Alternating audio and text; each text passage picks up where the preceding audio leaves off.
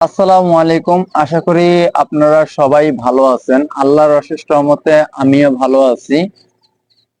সবার উদ্দেশ্যে বলতেছি, যারা ফেসবুকে কাজ করতেছেন, হয়তো নতুন করে শুরু করছেন, কেউ অনেকদিন যাবত করতেছেন। হ্যাঁ, তা আমি বলতেছি, ফেসবুকে আপনারা অবশ্যই ধৈর্য নিয়ে কাজ করেন, সফলতা আসবে। আপনারা ফেসবুকে আসে অধৈর্য হয়ে যাবেন না। বিশেষ করে বলে আমি 2 মাস 4 মাস ধরে কাজ করতেছি, 6 মাস ধরে কাজ করতেছি, এখনো সফলতা নাই, এখনো সফলতা নাই, তাহলে না আর কাজ করব না, এরকম অনেকেই করেন।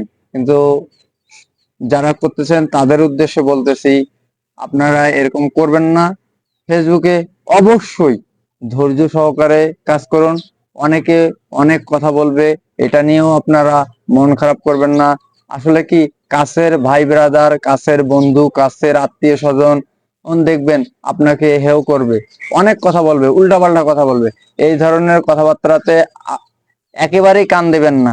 আপনি আপনি আপনার মতো করে কাজ চালিয়ে যান। কারো কথায় কোনো কান দেওয়ার দরকার নাই। আমি বলতেছি, কারো কথায় কোনো কান দিবেন না। আপনি আপনার মতো করে কাজ চালিয়ে যান।